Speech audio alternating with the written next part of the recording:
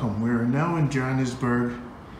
This is Randy with the EMPress Pro reggae artist extraordinaire. Oh, extraordinaire. Now we're gonna start a little journey. You know, you're from originally Soweto. That's where I was born, at Baragwana Hospital. Yeah. Dlamini 1 here in Joburg. Of course, I was born here. Let's get right to it. You're a warrior, your mother, you're a musician. Yes. You know, tell us about your young life. You know, what was that like from 1 to 7? You know, paint us a picture. Mother, father, family. You know. Mother, yeah, she's always been around, of course, and she still is.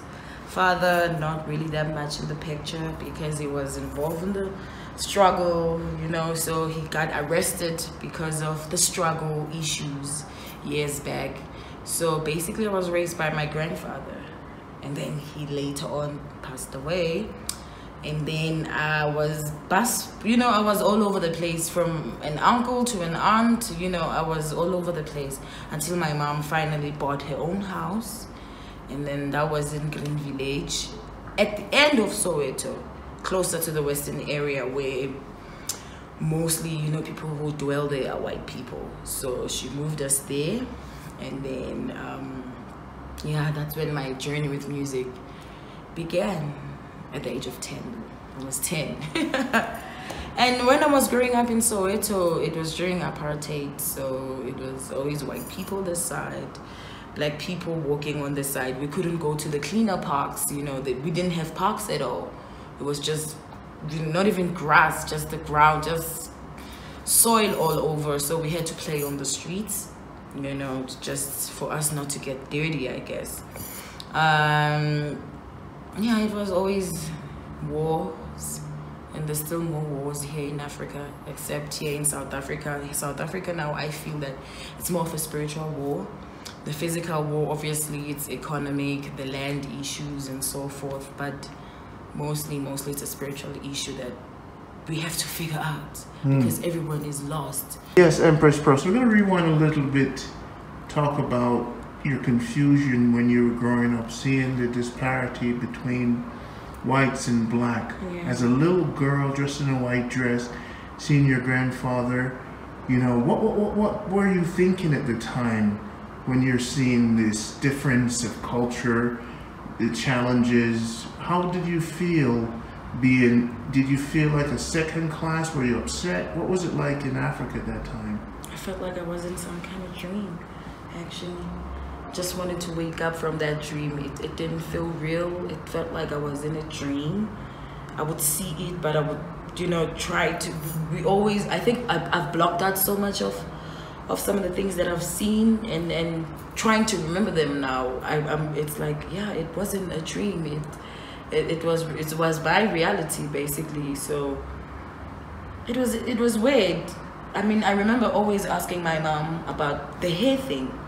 That, Ma, how come they have, you know, their hair looks like dolls, and us, we always have to be chopped off? And always going to school, you are bald, you know. I grew up without hair, always bald, and it was never accepted. And it really sucked, because you know, I was in high school now. Imagine they are taking you to this private school. There's white people, Indians, Chinese people. You're the only black girl, but you're the only one who's bald. You know, you're the only one who's not accepted. If you try and change your hair into a certain style, you're not gonna have your picture taken for the school book or anything like that. So, you know, it's some of the things that I got to experience, and I guess that's what woke up the warriorness within me.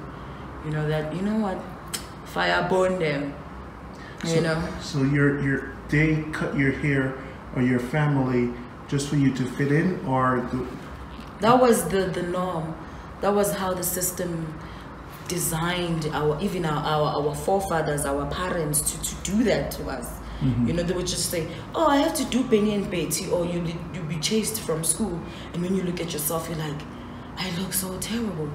I can't believe I'm going to be going to school looking like I'm going to be planting you know, plowing seeds, you know, and you're going to school and everyone looks okay and they're happy with who they are, and you wonder, you know, that why am I like this?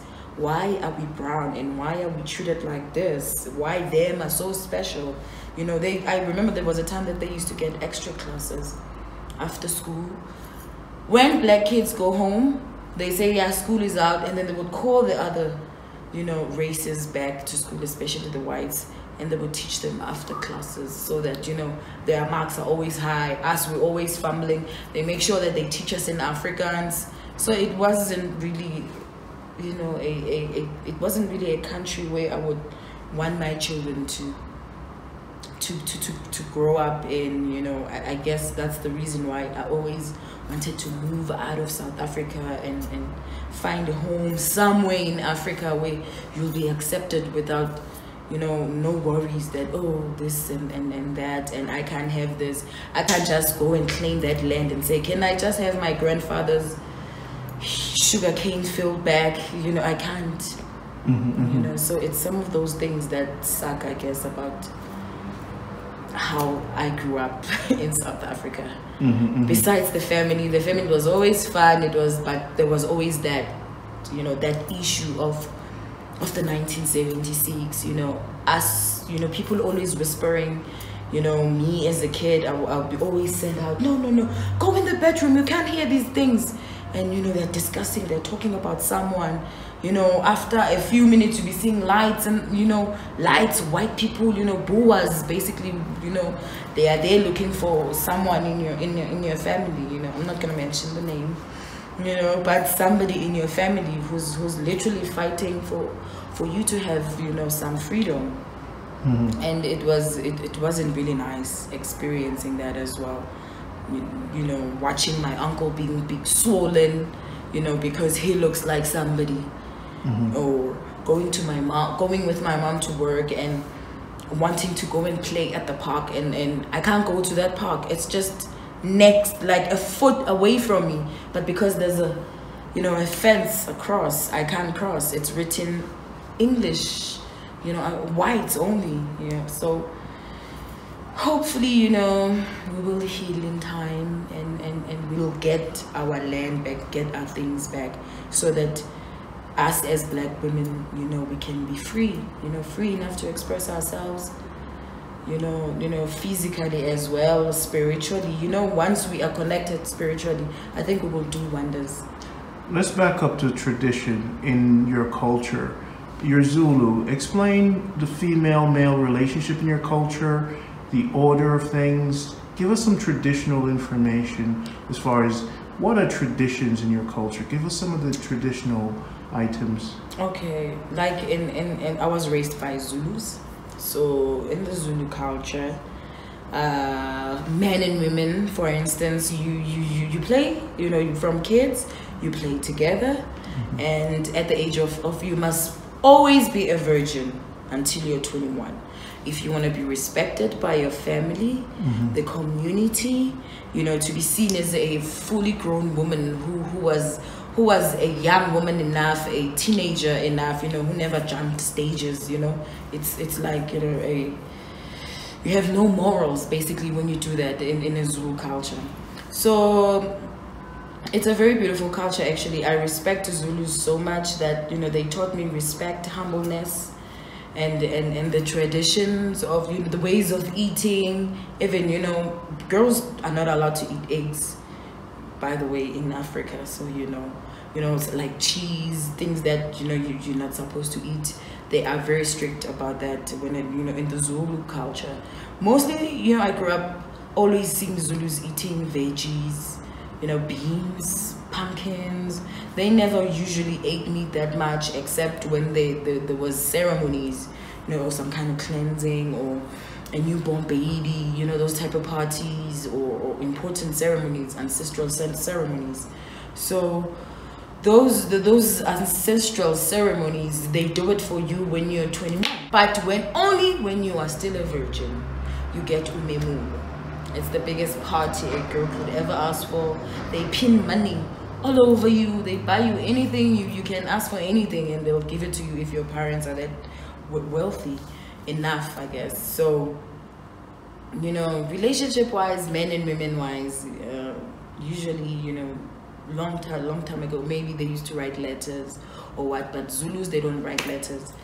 A guy would go to a craft woman, you know, somebody who does bead work, a love letter, sort of, you know, it's sort of like a love letter, but with beading, you know, you put it on your wrist, that letter, you know, to remind, you know, to be reminded of him. And when you accept that uku, they call it uku, when you accept that bracelet, that letter, basically, that simply means, you know, you accept that you can go out on a date or whatever. And when you accept, you also give, you know, bring him a gift. Like, you know, usually they like the necklaces, you know, they have to have certain colors, you know, and those certain colors, all of them represent, you know, they have a message, you know. Other colors represent purity, marriage, children, and so forth. So basically, on this, on when he gives you this bracelet, he's literally telling you what he wants. So you read it, you know, you look at the beads and you know what they all represent. And if you agree with that, you also do a neck piece or whatever, and you send it back, and that's when the dating starts, you know. And once you are over 21, then you are free to do whatever.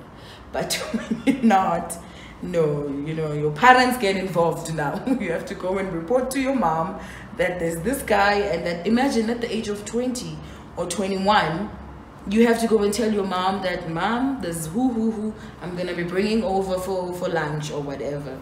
And then he comes, introduction, and then from there it's marriage, babies, and Zion, you know. As far as man-woman role, was there equality in Zulu culture?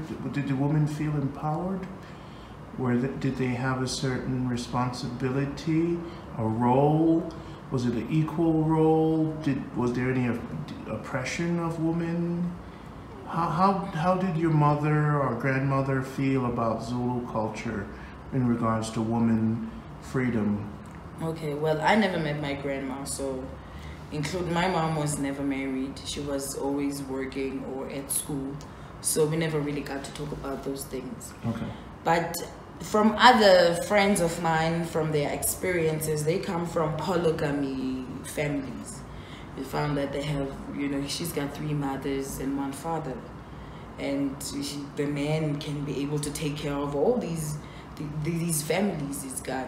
And I guess it's always up to you individually what you want. If you want to extend the surname of your husband, and if you're old now, you can't give birth, excuse me, and he still wants more children, so it's basically your decision. If I agree and say, yeah, no, I want babies, you can get a second wife, then, you know, it depends with you whether you feel oppressed or not.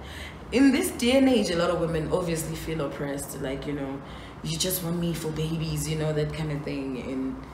And I don't know, others are oppressed in some way, others, they accept, you know, they feel that it's part of their culture, or they want more children in their family, so they're gonna include another woman in the house, so that, you know, they have the royal house that Zulus love. So the women were respected.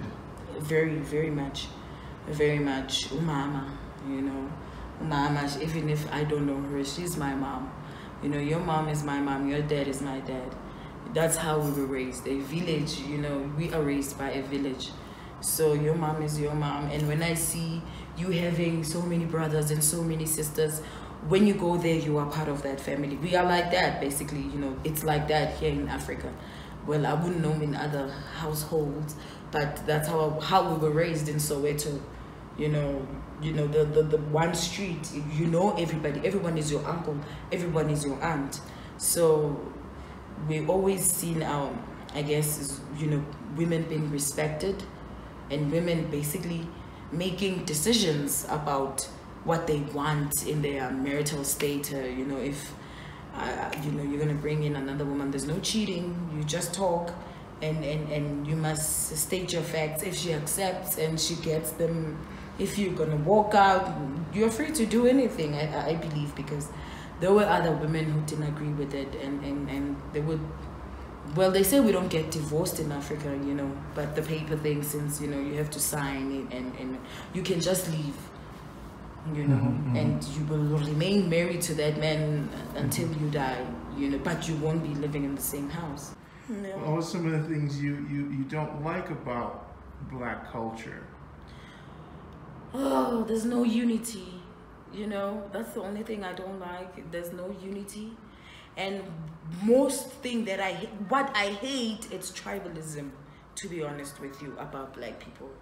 I hate this word called tribalism. I don't like it whatsoever. Whoever that came up with it, fire burn that word, because it has created so much gaps between us that we no longer see each other as my brother. You know, it's like, you are Zulu. So yeah, you are Xhosa. You know, it's they fight, you know, for they can literally fist fight for tribalism. That, you know, I'm Zulu and blah blah blah. Shaka Zulu did what, and you two threw stones at us. They fight for histories that were rewrote or written by white people again. So it sucks that you're literally fighting for something that probably never existed. Contrast with what whites did to South Africa, the Boers, correct? Yeah. There are other whites in the world, right, other than Boers, that are watching this. And you being the warrior, not only you're a warrior, you're an experienced human being, not just a struggle, but an oppressive regime of people that created inhumane activities towards others. So that's what grew you. That's the experience you have, and that's the perspective you're coming from. Other whites watching this would say they understand you. As you travel to wherever you've traveled, do you see a similar oppression by whites to others?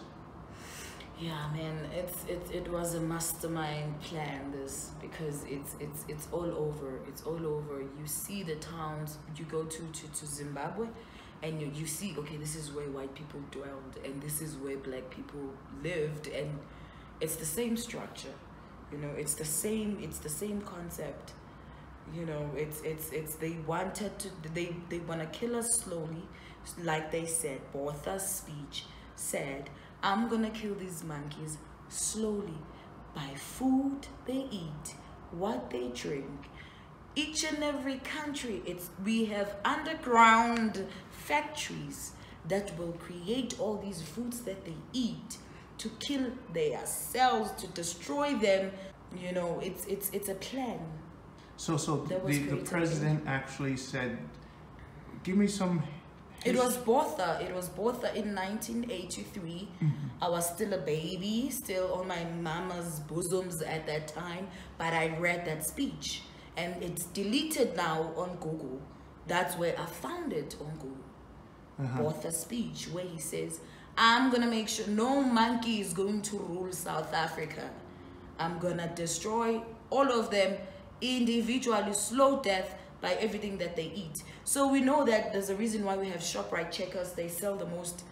I don't even buy there, because you can literally see that you go to Sandton and you go to their Woolworths, you'll be happy.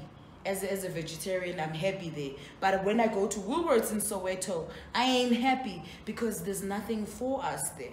You know, they make sure that they give us the crumbs and they take the good stuff. And we will win one day. So now, women in Africa, in let's say Botswana, don't feel like they have a voice. Do you think through your music, do you think you in your spirit, never backing down, always speaking up, do you think you're a voice for women or just for Africans? Do you think you're an activist that should be heard more? And do you have a plan as far as securing rights for your people? What is your call to action to people who want to listen to your plans or so? Yeah, to be in the golden chariot. Well, you know, I'm for my sisters always. You know, we were taught to take care of each other always, especially my black sisters. This is how I grew up. We grew up here in South Africa. We take care of each other. We may pass each other on the street, but you can never do anything to a woman when there's a woman near you. You know, so we have so much love for each other because we didn't become kids. We had to be parents to our own brothers and sisters. And when we would meet on the streets, we'd be like, yo, I can only talk to you for 10 minutes. I gotta go and cook. So we had those few minutes friendships. So when we see each other, I know what she feels, and I know she knows how I feel, because we were brought up in this struggle, and how the world treats us black women. I feel the same pain that they feel, and in my music, if you've heard some of the songs, you know, mostly I talk about women. And there's a song that called She Said, and she's a woman that was beaten up and so forth, and that song I wanted it to play, you know, in awareness, you know, for women in not only in general world, but also in the Rasta community. You know, because they were hiding themselves, and you would see them hiding bruises, and then they would see that she's not happy, and when you talk to her, because I've been there, so I've survived this, so you know, they would just cry and release all that pain, and I feel that yes, my music does play a certain role, because some sisters did come and say, oh, there's that song She Said, oh my gosh, it helped me so much. Or there's a song that's called Reason, oh, Fire, you know. There's a song for each and every sister in that album called Journey in My Visions, and more works are still gonna come, more music, and of course we love our black brothers, so I'm also gonna have songs for our black brothers, you know, love songs, because they also play a part in our life, you know, in our lives. We can't do without our black brothers. We need each other, basically. So we can't hate you all. You're not all the same. We can't hate you all. Because not all of you are sellouts, and we will never sell out. So Africa for all of us. Do you think, do you consider yourself a radical? Sometimes, you know, I've got those tendencies, but not always. I'm more humble because of how I was raised, I guess, you know, than the humbleness from being Rasta as well. So I've got my moments, but mostly when I'm radical, it would be someone saying something about blacks or anything bad about Africa, then you see a different side of me. But no, I'm not that radical, not at all. Just now you do have a program. If people want to donate to your movement, talk about that program. EMPress Pro Foundation. It used to be called EMPress Pro Ubuntu organization, and then I decided to call it EMPress Pro Foundation because of EMPress Pro music being registered, and I decided that it will fall under that. EMPress Pro Foundation, well, basically I want a center where I can teach children, elders, everyone, all ages, about African history that they never learned about. This center as well, I want this center to create jobs for the community within the center. You know, plantations, farming, art, anything that creates work for the community. So, you know, that's basically the idea of the EMPress Pro Foundation, to have this golden arc, I don't know, an arc, you know, of African arc, where we know that we will be having a generation that is not lost. You know, we'll be having a generation that is not focused on alcohol, that will be focused on what we focused on. So that's the plan of the foundation, because there is no foundation like that will talk about Marcus Garvey or Rastafari. Most of the foundations or centers, it's about Mandela, the same old stuff. So people are always curious about Rasta. Why Rasta? Oh, why do you look like this? Oh, why that one looks like that? So it would mean so much. so much to us, basically Rasta women. We want to do this for the future generation of Africa. And this EMPress Pro Foundation, it won't only be in South Africa. I want it to be all over Africa.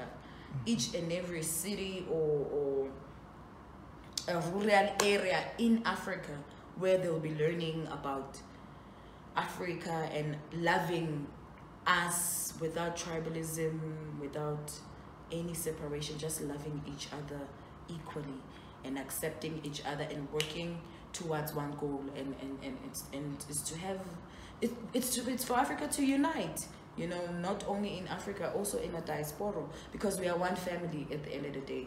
And I feel that when repatriation finally manifests, things will change, you know, because, you know, these spirits from Africa, they need the other piece, you know. It's like the yin and the yang.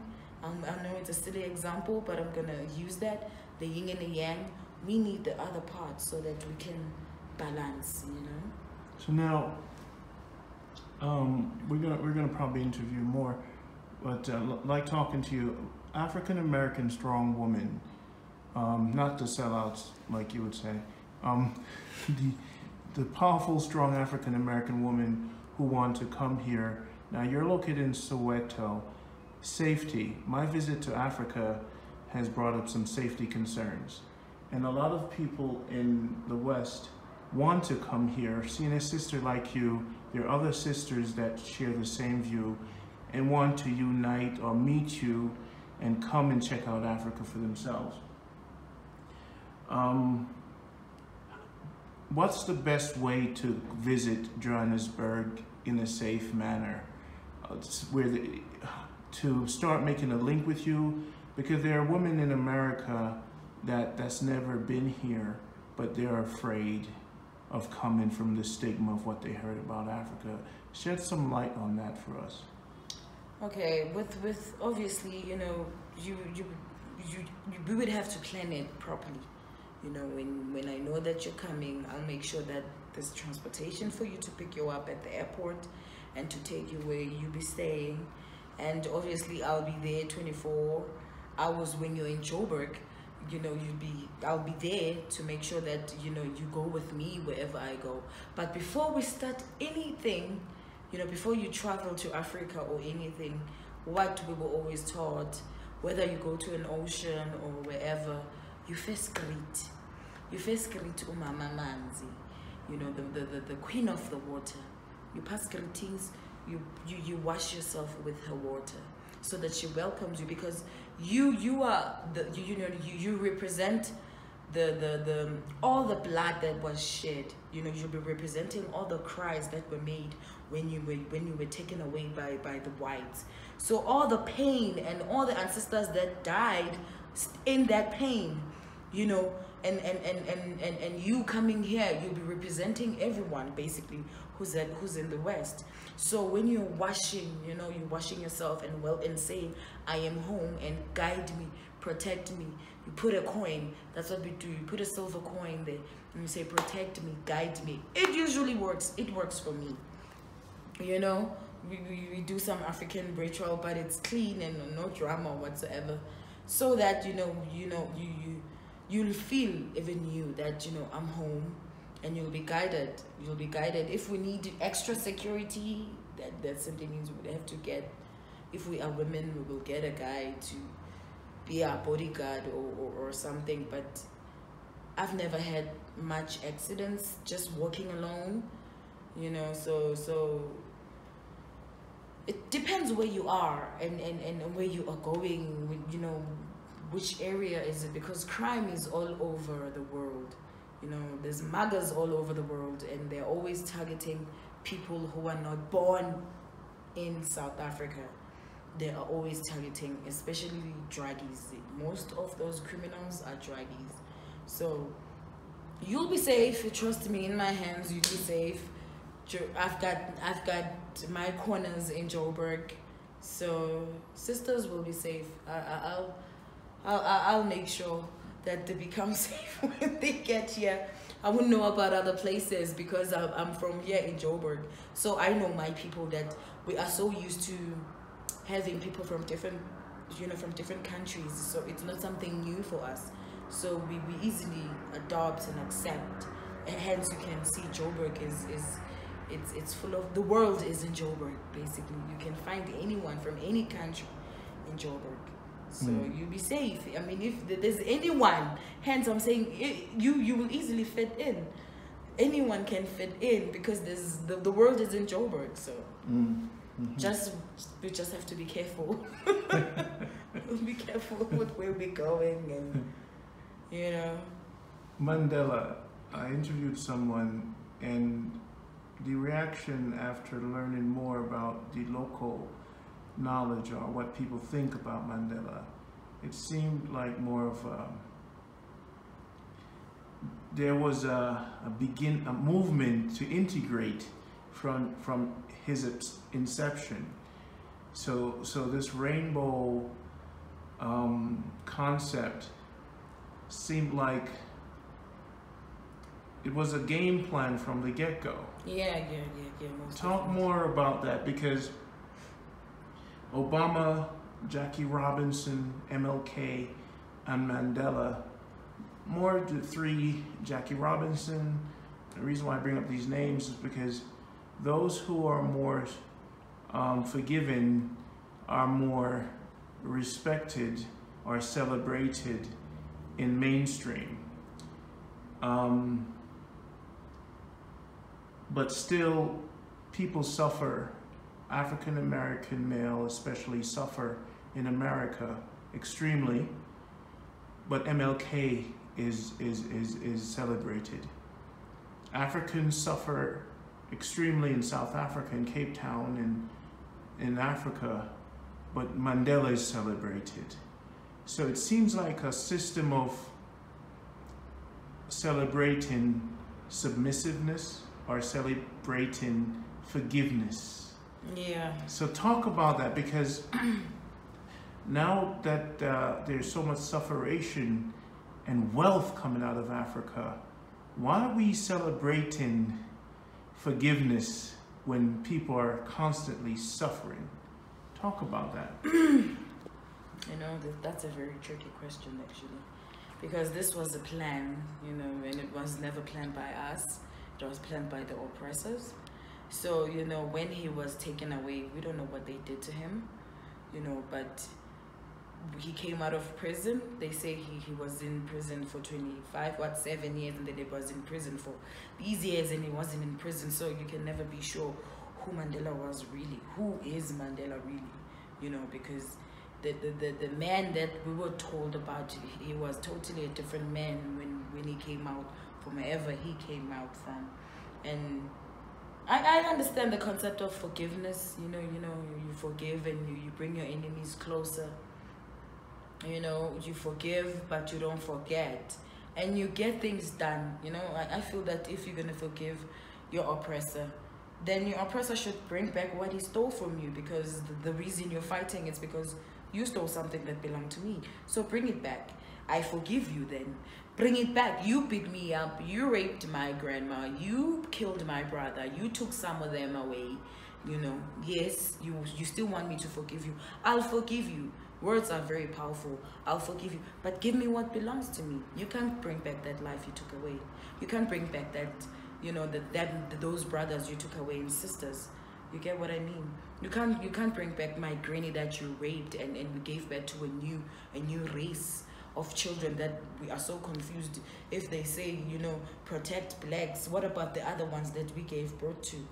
You get what I mean? This was something that was planned, and he was also part of the plan. Himself, Mandela, they knew that we capture this one, we brainwash him in some way. He comes out and he preaches something totally different, because I remember that when Mandela said, put your weapons down, people did not want to put their weapons down because they've suffered so much. It's like you're literally saying we must live with demons. These demons have been killing us for so long, and you are telling us that we must just forgive them and live with them again. Should these forgiven words be burnt out of the Bible?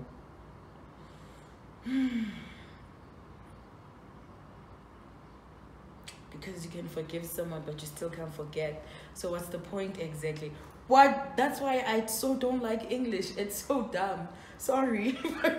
It's the dumbest language ever. I mean, what is forgive and I won't forget? It's either I forgive and forget. You get what I mean? So if I don't forget, that simply means I didn't forgive you. Get it?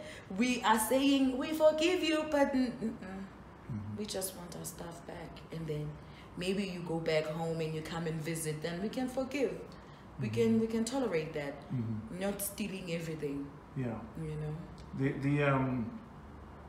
There's a notion out there that the conquerors are not fully human beings. With the atrocity all over the world, people are saying the Neanderthal mix in the conquerors separates them from humans. So Mandela made a mistake in trying to have equality among people or things. This is the word on the street, that are not fully human. Yes. So what's your take on that? Because when you look across the world, you're seeing something that's similar. Well, I mean, it's we've always known that they're not human. When we talk about them not being humans, I remember that Hitler's soldiers used to eat humans, you know, in their history. In their history, it's written somewhere. They know it, that they are cannibals. It's a known fact. We used to call them gugu gagas. Before, you know, we're like the gugu gagas, because we believe that white people did not have a language. White people lived in caves, did not have a language at all. You know, and then they made a deal. It's like somebody made a deal with the devil, you know, and they were shown the future or whatever, or they were shown something that when you go where you'll be able to kill who, and you'll be able to you'll get what and come with it, and it will help you to build what. You get what I mean? Because Egypt was a school where all Africans went. And when they tell us, they say that only a rich white man could afford to take his child to Egypt, where the real school was, universities was, you know, everything was in Egypt. So they knew that when we go there, we'll be destroying everything that, you know, they worked hard on to have what they have and the powers that they have. But we know that once we have these and these, it will lower their powers. And we know that if we take half of them, they won't be able to meditate, and you know, and we won't be, our chakras, you know, when us black people, we've got this magic thing. We can meet for the first time right now, but you will think we've known each other for years because we connect spiritually. So now, let's get back to this. The systematic similarity in conquering, in destroying, and in killing people.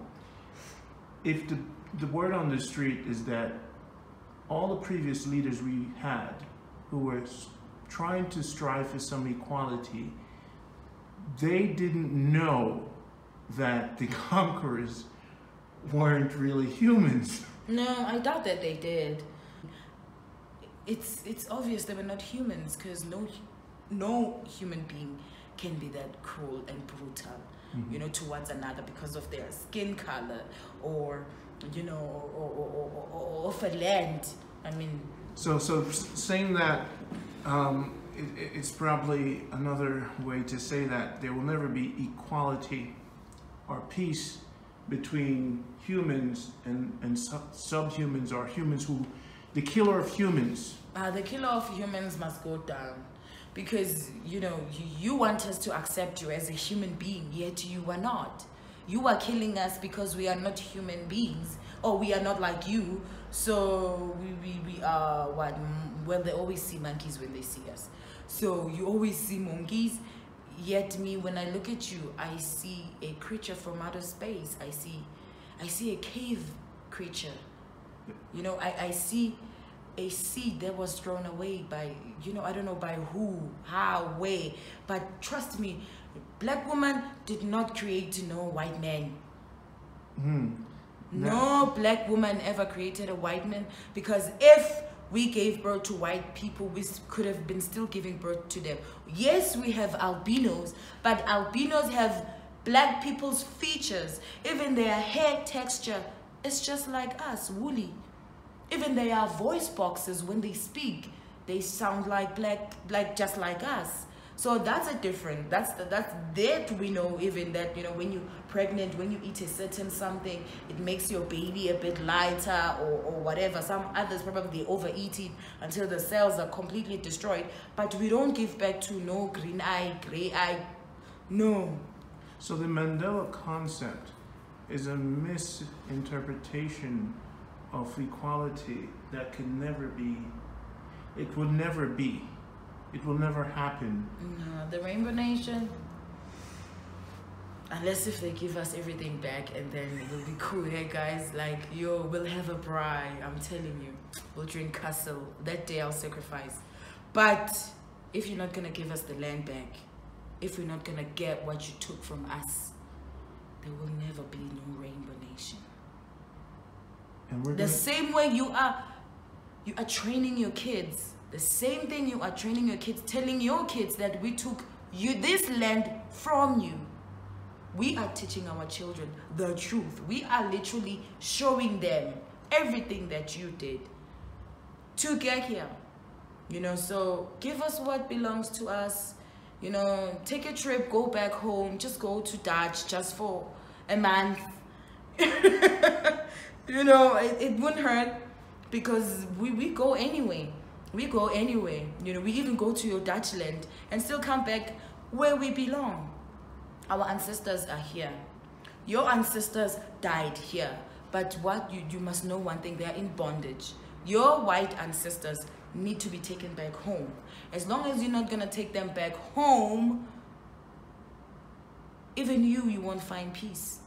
You'll always have more security, and you lock up more. You will, I don't know, build an underground house one day, you know. So what do you say to the people who continue to consume the slowly killing food?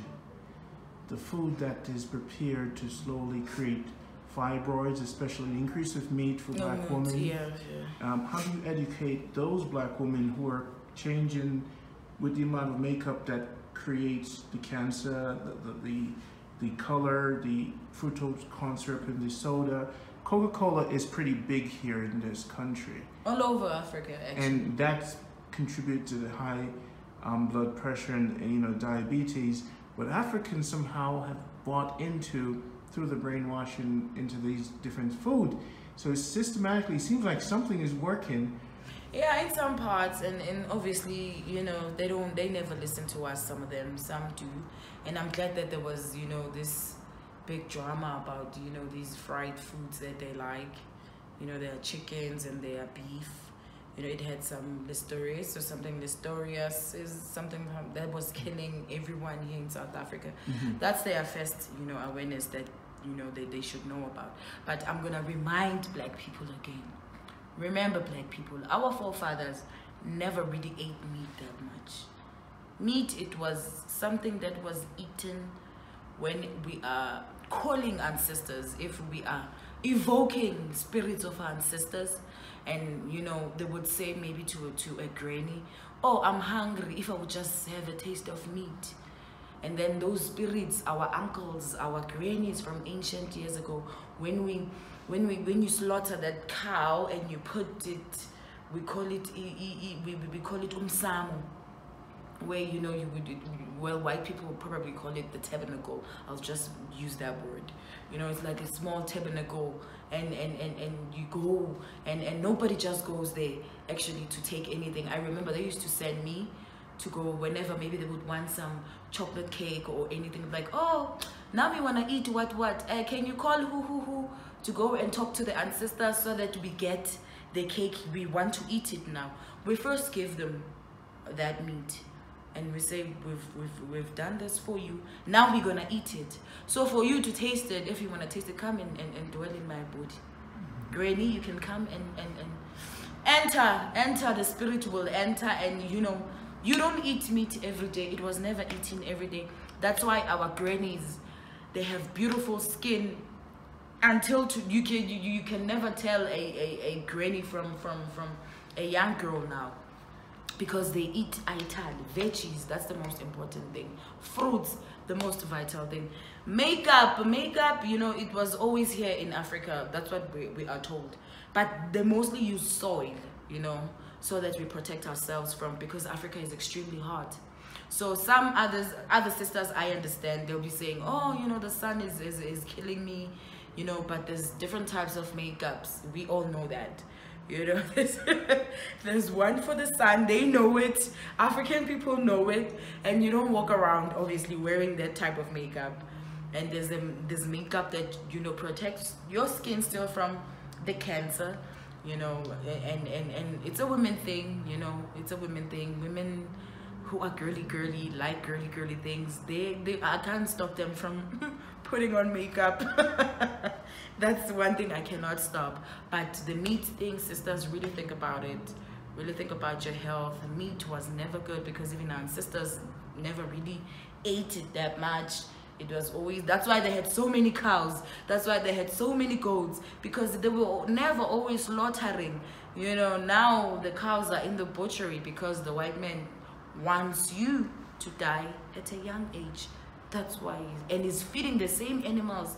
He gives the animals the cancer, so you won't even know. You will braai it and eat it. He will make sure even that cancer, you know, when you braai it, it becomes ripe enough for you, so that when you eat it, it's ready to kick in. So be careful about the takeaway foods that you eat. Promote clean liberty. Green life matters just like black lives. You know, we are these rebels because of them. You know, they made us realize that we are not dealing with human beings here. You know, so we have to be ready for anything, anytime. Even spiritually, I fight, they know. You know, I spit out fire, you know. One thing I will never pretend. You know, if I don't like you, I don't like you. But if you are inspired by me and you want to give a hug, I will give you the hug, because it's just an energy, you know. You didn't do anything to me. But, you know, obviously you will always remind me of your certain ancestor that did what. Just bring back the stuff. And we'll be... When you really look at the state of the world and the actions, we as blacks have to come to the terms that we're not dealing with. We can never have humane relationship with people who don't act humane. It didn't work for the Indians. It didn't work for the conquerors or conquerors. There were tribes in Africa who conquered and they were conquered, but they didn't go to the extent of destroying culture. There's a systematic, I came to Africa and I saw it, this plan. You know, sometimes people say, oh, it's a conspiracy, and just get a college degree and you'll be fine. But we're realizing now that I've been here and seeing the plan in full effect, you know, I'm starting to realize that it's a plan. It's a very, very big plan. See, they wanted to make sure that, okay, these ones here, they are gonna need you guys, because for Africans to get better education, they go to the States. So they know for a fact that since we've got these blacks in the States, we gotta make sure that they can't get there to help their brothers and sisters. You get what I mean? They're gonna make sure that they instill so much fear in you, so that when you think about Africa, you just fearful. You know, you're thinking about us having bones, and yet it was them. You know, they just reversed the history. You know, obviously you're gonna have doubts and fears until you get here. You know, and I think that the energy that you'll be receiving, whatever, you know, the first thought, it's always the Most High. So whenever the Most High says Africa, you must go to Africa, you know, you must go to Africa. Wherever you be landing, you are needed. You might not be aware of it, you know, but wherever you be landing, you be needed one day, you know, because some of our brothers here, You know, they were abused, they were so oppressed that not all of them are that highly educated. Mostly it's women, you know, because we have no choice. We have to go to school, you know, and brothers, you know, there's pressure and whatever and this and they lose it, you know. So us who are still in the game, who are still fighting for Africa, who are still seeing this beautiful African dream and we want it to manifest, you know, but we'll still need your help, guys. That's just a fact that you can't run away from. Whether they tell you that Africa is cold or hot, it's where you belong. It's where your ancestors belong. And we know for a fact that they want to be brought back home. Where they died over there, yes, they were taken there. Some of you were born there and died there. But your ancient great-great-great-grandmother who's here and watching you, you can't cross the river and go to her now because of a certain saying you are using, of a certain name you are called by. Do you have men protecting you? Like, do you have your little soldiers around you? Do you need more men, warriors, to be in your circle to protect you? Because you're gonna need a lot of protection after this video. Provide, please. All right, so warriors, you heard Empress Bro needs protection, so come to Africa. Make sure she's a warrior. Well, that's the spirit I am. She's the one that has don't back, don't no talk.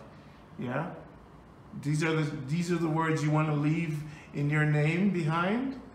Are you willing to leave these words? At least I'll be telling the truth, and someone will hear it, and they will know who I am, what I'm about, and you will love me for who I am, and you will hate me only for the truth, because I didn't do nothing to you. You did something to my forefathers. So if we did something to you, come out and say it. What are some of the books you should tell young girls to read? They should read the Chronicles of Empress Mandelas. They should read Africa for Africans. That's a very good book. They should look for books like the Como book, you know, the Ark of the Covenant, the Key of Solomon. Basically, they should just look for books that talk about Africa.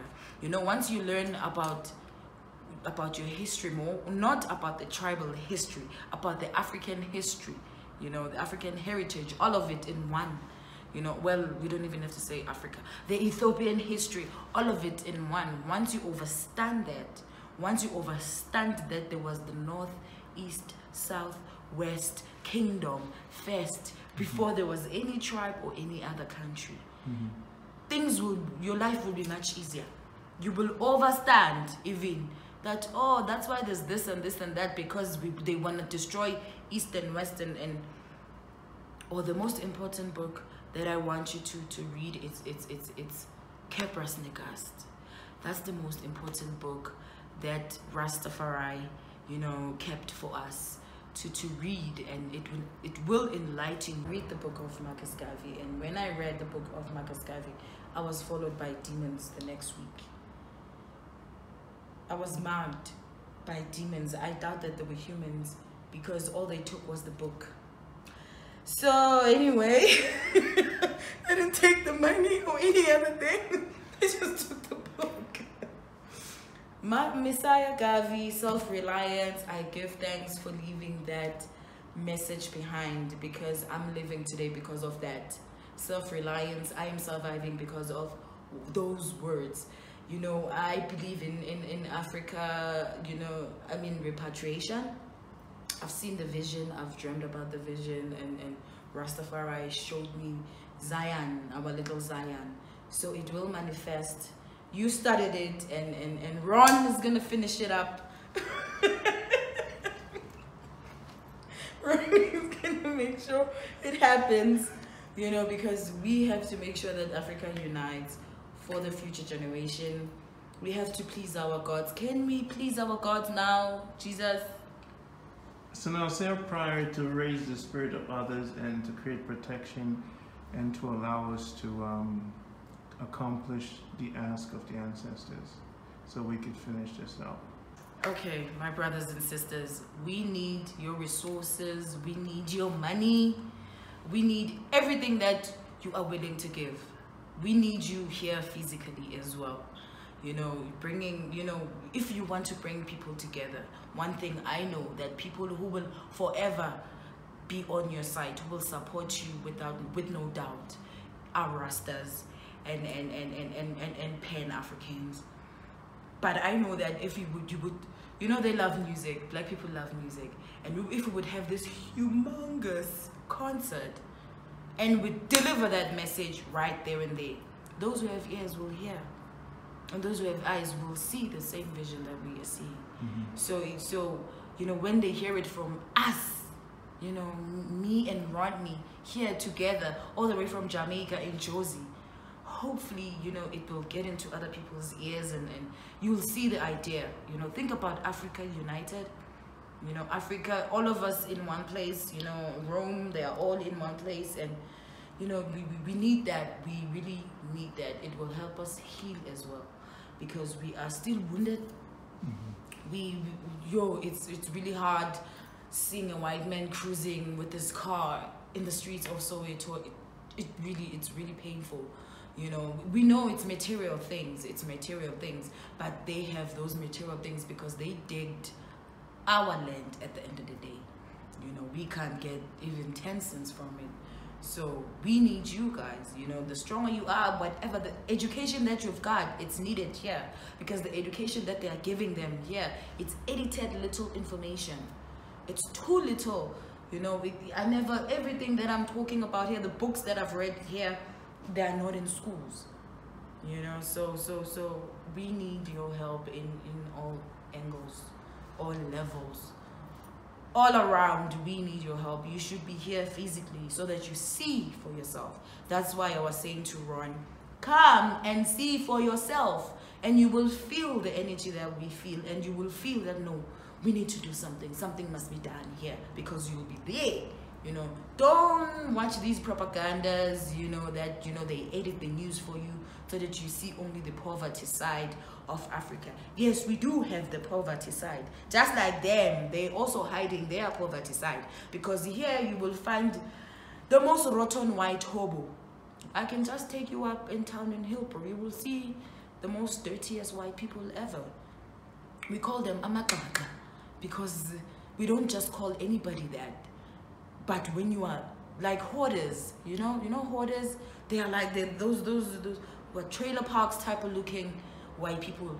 We've got them here, you know. So we need you guys to make sure that they all go back where they come from, you know, because they are literally teaching their kids, that they are telling their kids that we came down here and found them here, yet they wrote in the history book themselves that they were looking for spices. So you know that was not a prior, right? No. So give me you're tired. You're a warrior that's been going for so many years. But we're here to listen. The world now will hear you. All the other warriors. Let me just tell you this. From my time in America, and I'm saying this because I want these people to hear that I'm saying this. African Americans are some of the greatest people in the world. And the reason why I say this, because I want them to hear me saying this. African Americans are the only ones that could save Africa. Yeah, true. I didn't say Jamaicans, I didn't say Haitians, I said African Americans. Yeah, and the more they hear this and they come home and they link with you, because they are in prison in America right now. We know. And they're suffering more than probably Africans because of the food, lack of spiritual energy. Yeah. But you know what they did? As long as you don't know your surname, you will never know where you come from. Yeah, so what they did though is they created the most beautiful thing, music. Every time I talk about liberation or anything, I remember how much I've learned from them. They're suffering, and you know, collectively I give respect to them, because they went for training, we went for training, but they created music. You know, so I just want to give a shout out to African Americans who want to come back to Africa. Know that warriors like EMPress Pro are here to embrace you. Bring a cheap phone when you get here. Put Skype on the phone and forward your call to that number. Don't bring jewelry. Don't floss anything. Contact the liberators. There'll be thousands listening to this, wanted to reach out. And I say to you, from my journey so far, Botswana and Joburg and Cape Town, 3 places you have to visit. I like Botswana for the safety right now, so you could rest. Joburg is kind of hot, just like Brooklyn used to be in New York. Cape Town is hot because of drugs and different things. So prepare, do your push-ups. You're African American, I want you to come through and meet the EMPress, because African Americans, you're the greatest, and the Africans need you. Yeah. You know. Yeah. We are you, you are us. Most of Africans here are inspired by African Americans. We love African Americans because they acknowledge, you know, they acknowledge that, you know. Jamaicans, of course, they call themselves Ethiopians. We, you know, the Africa word, we really, it ends up reminding us of Afrikaners. So, you know, okay. we sometimes we prefer Ethiopia because it's the longest name that has existed. And I prefer that.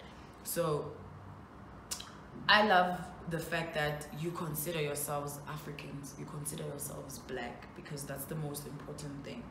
You know, as long as you know who you are and where you came from, and you will know your future. And if your future is pointing towards Africa, listen to that ancestor who's whispering, who's telling you that I want to go home. Fire. Yes. End it for us now. End it. This is a war video, you know. You just start a war, you know. You just wake up about 5,000 warriors, you know. So we're going to put your email below. You're going to get emails. You're going to get hate mails. I know. Your music is going to be looked at, and brothers and sisters going to reach out to you. There's nothing like the truer information. Information always change. This is Ron, the invisible one. The Zion Fest is coming up. We praying to the Almighty in Botswana. We buying land there. You're going to perform. I'm going to perform. It's going to be the Zion Fest. Zion.